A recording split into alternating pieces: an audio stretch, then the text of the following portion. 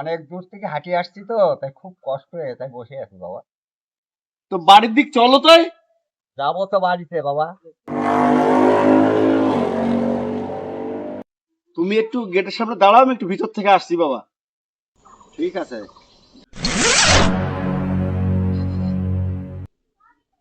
আরে বাবা, একটু ঘরে ঢুকবা তো, বলে ঢুকতে হয় না?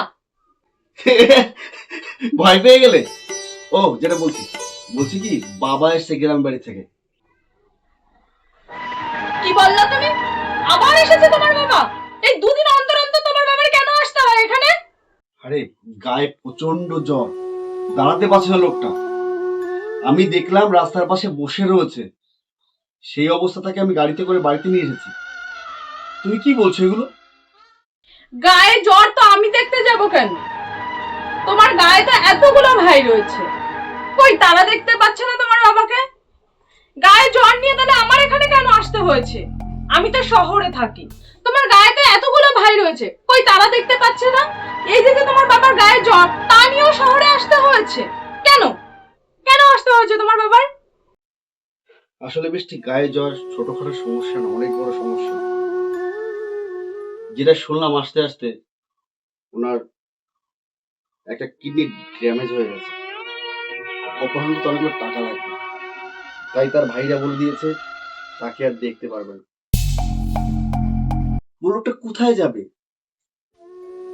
তারা সঠিক মনে করেছে হয়তো আমরা আমাদের কাছে আসলে ভালো হতে পারে, তাই এসেছে।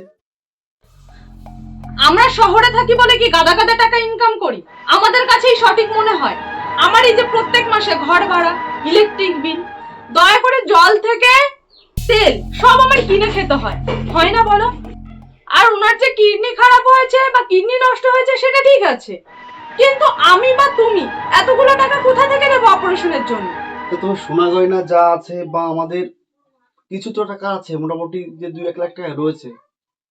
এখন বিপদের দিনে যদি মানুষের সাহায্যে না আসে, আর তারাই তো জন্ম দিয়েছে না, এটা কর্তব্য আমাদের থেকে থাকে। বৃষ্টি, আমার মনে হয় উচিত ছিল দেওয়া। অসুস্থ লোক এটা করতেই পারি আমরা, মনে হয়। আমি একে তো সোনা গয়না তোমাকে কিছু দিতে পারবো না, আর যাও দুটো টাকা পয়সা জমানো আছে সেগুলো আমি দিতে পারবো না বাপু। বেশি বকে সবসময়, তোমার বেশি বেশি যায়। বাবা, তুমি তুমি এখানে কি করছো?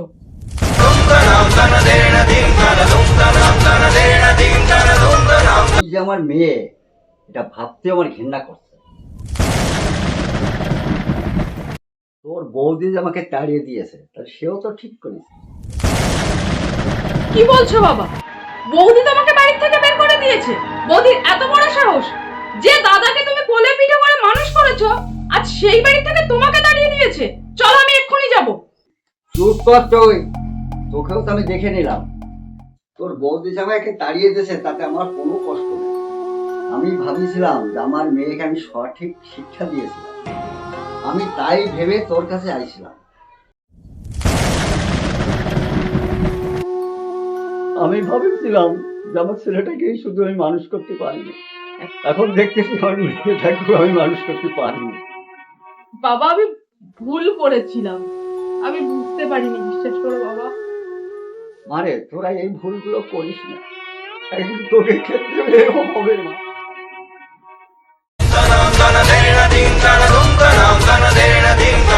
বাবা,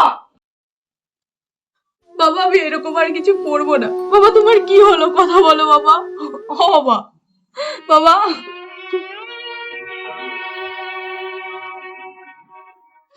কি হয়েছে বৃষ্টি? কি হলো? কি হচ্ছে? দেখুন বাবা কথা বলছে।